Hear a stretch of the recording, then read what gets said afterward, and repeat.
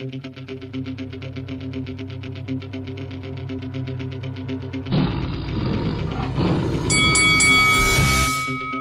this is Carl the Cobra Frutch, and you're watching Lights Out. This is Faisal for Lights Out, proudly sponsored by Spartans Law. We're here in Box Park in Croydon, London. I'd like to be joined by former professional boxer, Mr. Bradley Skeete. Bradley, good afternoon, mate. How you doing? All good, brother. How you in? You alright?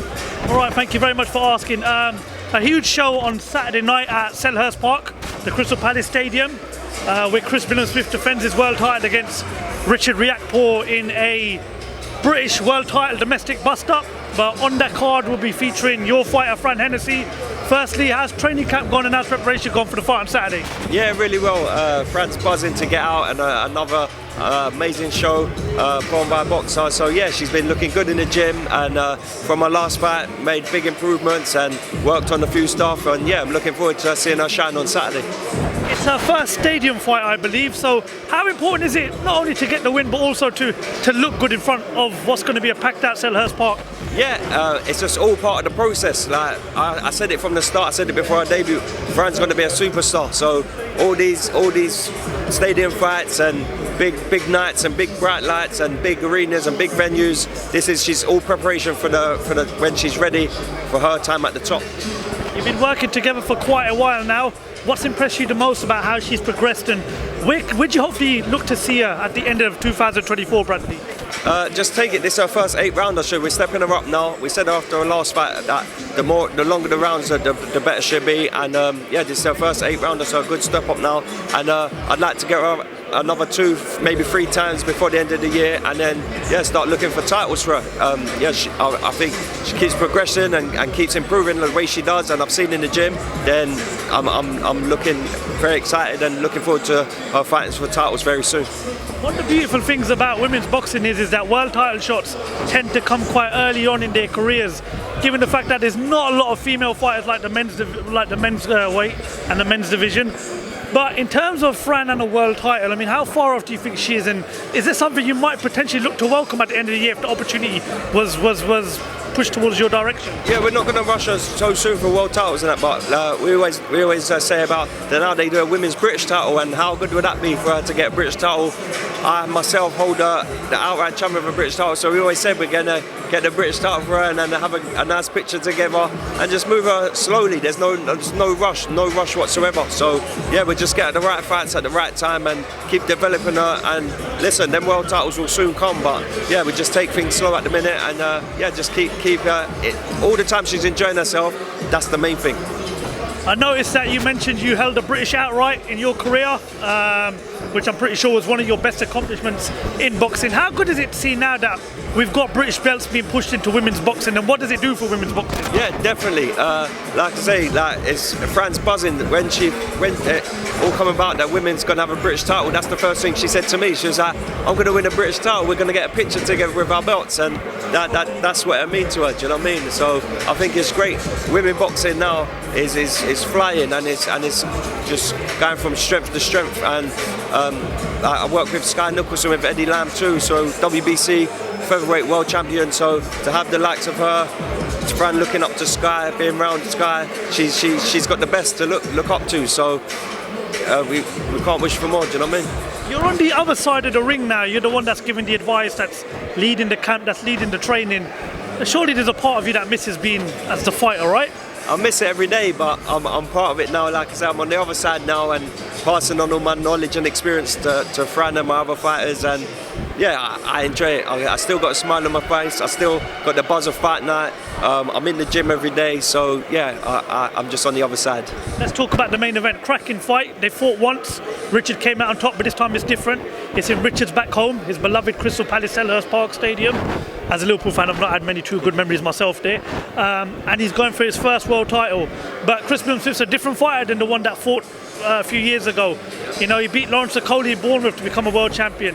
So he knows what Rich is trying to achieve on Saturday night. What's your prediction for the main event? How do you see it panning out? I think it's going to be a great fight. Like you say, it's in Sellers Park. Richard's going to have all that support behind him, and which Chris is used to being in Bournemouth. So will that play a factor in it? But yeah, I think it's going to be a great fight. The fans are going to be in for a treat, and I'm going to sit on the fence and say I wish the best man to win. I remember many years ago I interviewed you during lockdown, and you spoke to me about mental health and how easily it is for the media and the public to affect a boxer's health whilst he's, you know, pursuing a career in boxing. There was a video release of Tyson Fury on social media. I believe it was on Monday. It showed Tyson stumbling on a night out.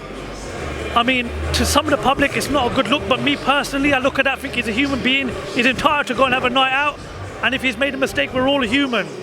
Tyson suffered with mental health for a number of years now throughout his career, and there's been quite a bit of backlash since that video's gone out. Do you feel as if that the public and the media, if they carry on doing what they're doing, they're going to potentially drive Tyson out of the sport? Yeah, because it's that sort of stuff happens every day of the week, every weekend. I'm sure if you bring a camera that we're in Croydon now, down Croydon High Street, you're going to see loads of people stumbling around and falling about. It's just that he's obviously in the public eye, he's a big public figure, so all the spotlight's going to be on him, and he, like I say, he's only human. He's entitled to go out and enjoy himself and have a good time, but it just obviously he's just going to get the spotlights on him and everything he does, so it's to get that backlash now. I'm sure he's seen it and he's going to have to deal with it now. But yeah, I think it's for not just sports people in the public eye, the spotlight's on them, so they have to have the right people around them and the right packing around them to maybe guide them away and not get caught up in them things. On a positive note, we're hoping that the rematch between him and Oleksandr Usyk is set for December the 21st. The first fight was a great fight. We waited 25 years for that fight.